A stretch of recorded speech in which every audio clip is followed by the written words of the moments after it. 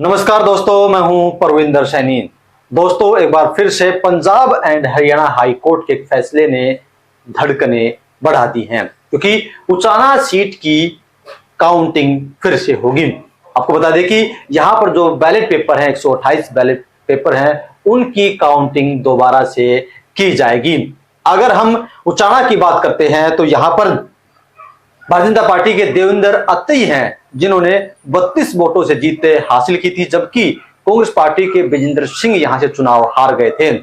देवेंद्र अत्री ने यहां से 48,968 वोट हासिल किए थे, जबकि कांग्रेस पार्टी ने यहां से 48,936 वोट, यानी कि सबसे कम मार्जिन जो है इस सीट पर 32 वोटों का रहा था। और इस पर अब 11 सितंबर को बड़ा फैसला आ सकता है। और इसी विषय पर चर्चा करने के लिए हमारे साथ राजनीतिक मामलों के जानकार वीरेंद्र राठी हमारे साथ मौजूद है। डॉक्टर साहब, आपका कार्यक्रम में स्वागत है। आपका बहुत बहुत धन्यवाद। सभी दर्शकों को मेरी तरफ से नमस्कार। डॉक्टर साहब, क्या हम ये मान सकते हैं कि एक बार फिर से हरियाणा की राजनीति में गर्माहट आ गई है?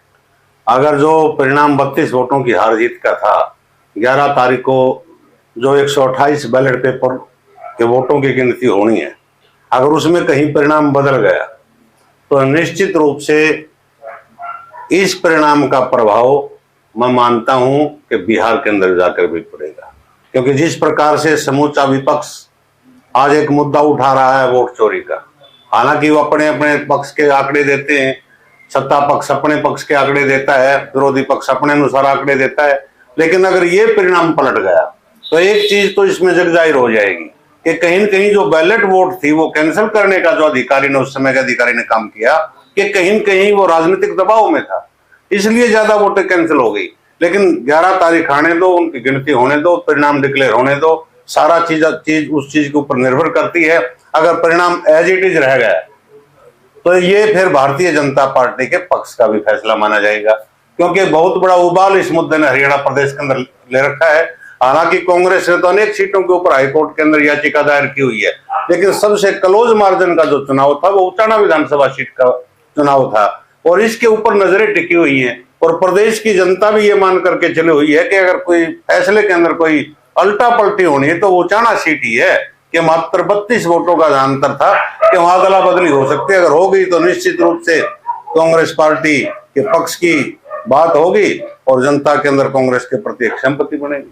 डॉक्टर साहब, हम लगातार देख रहे हैं कि आजकल अभय सिंह चौटाला लगातार गांव का दौरा कर रहे हैं और वो एक मुद्दे को हवा दे रहे हैं कि उचाना सीट को जबरदस्ती हरवाने का काम किया भूपेंद्र सिंह हुड्डा ने। हुड्डा नहीं चाहते थे कि यहाँ पर कांग्रेस पार्टी जीते, इसीलिए उन्होंने यहाँ के जो कई नेता थे उनको थपकी मारी हुई थी। तो क्या इस सीट पर बड़ा अहम रोल भूपेंद्र सिंह हुड्डा का भी है? देखो, जिस प्रकार के वहां 2 कैंडिडेट और खड़े थे जिन्होंने अच्छी खासी वोटें ली, और वहां जो डिप्टी सीएम दुष्यंत चौटाला थे वो तो 6-7वें नंबर पर चले गए थे। तो जो एक तो संडील एक प्रत्याशी थे, एक प्रत्याशी और थे घोगड़िया, तो उनको बताया जा रहा है कि वो भूपेंद्र हुड्डा के करीबी थे और भूपेंद्र हुड्डा जी के इशारे से उन्होंने आजाद चुनाव लड़ा। लेकिन इस चीज की या तो वो प्रत्याशी आकर के डिक्लेरेशन करें, ये जो हारा हुआ पक्ष है, जैसे विजेंद्र सिंह है, वो 32 वोटों से चुनाव हारे हैं, वो भी कहते हैं कि मेरे खिलाफ 4-5 आदमियों ने साजिश रची, यानी कि मेरे खिलाफ 3 आदमी कैंडिडेट लड़े, 4 लड़े। अरे 4 तेरे खिलाफ क्यों लड़े? तेरे खिलाफ तो जितने खड़े थे तेरे अलावा सारे तेरे विरोध में खड़े थे। लेकिन किसको किसका आशीर्वाद था, ये राजनीति का एक पार्ट है, ये राजनीति का एक हिस्सा है। ये राजनीति आज वो कह रहा है कि भूपेंद्र हुड्डा ने ये किया। शमशेर सिंह गोगी, वीरेंद्र सिंह डुम्बरखा का सदा से हितकारी रहा है, उसके नेतृत्व में हमेशा काम करता रहा है।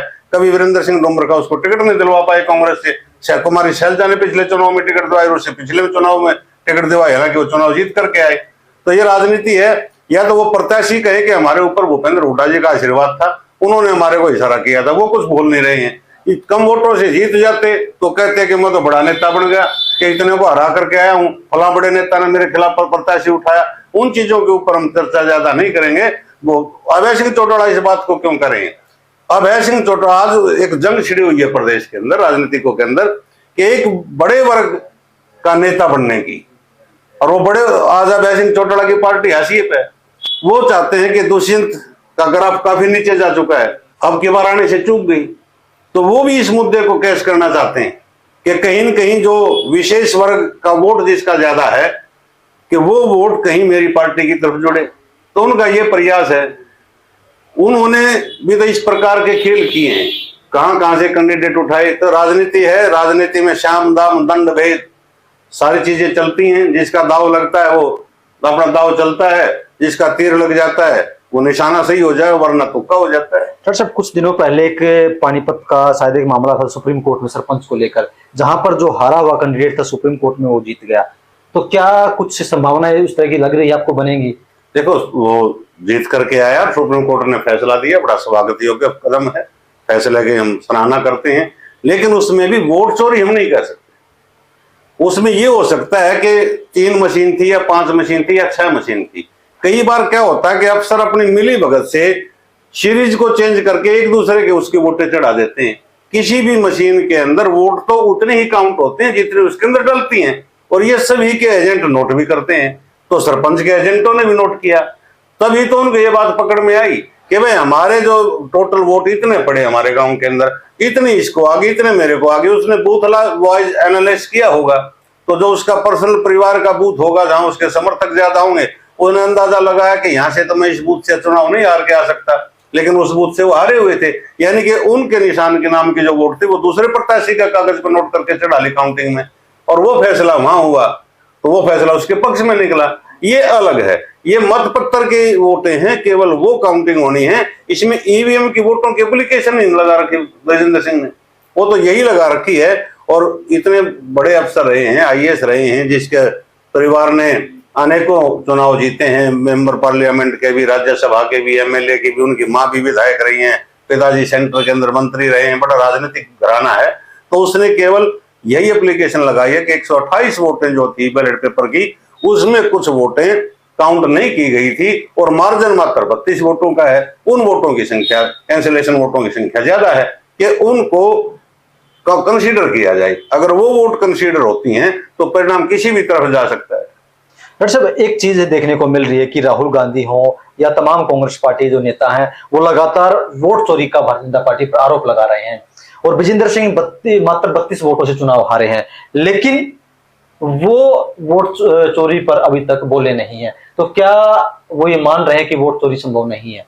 उनके तो स्टेटमेंट कई बार पहले भी आ चुकी है, और अगर ये मुद्दा उठता तो सबसे क्लोज मार्जिन से हरने वाला प्रत्याशी तो इस मुद्दे को उठाता। उसने भी ये पली दी है कि मेरी केवल ये वोट गए, क्योंकि मशीन के अंदर बोगस पोलिंग तो हो सकती है किसी बूथ के ऊपर भी, चाहे वो बैलेट पेपर से पड़े चाहे वो मशीन में पड़े, लेकिन कैंसिल तो हो ही नहीं सकती वो ईवीएम के अंदर वोट। वहां तो जितनी डली है किसी प्रत्याशी की वो निकलेंगी। लेकिन ये एक राजनीतिक मुद्दा ज्यादा है। इस देश के अंदर ऐसे ऐसे मुद्दों के ऊपर कई मुद्दे ऐसे निकले जिसमें कुछ भी दम ही नहीं था, लेकिन देश की सरकारें पलट गई थी और प्रदेश की सरकारें पलट गई थी।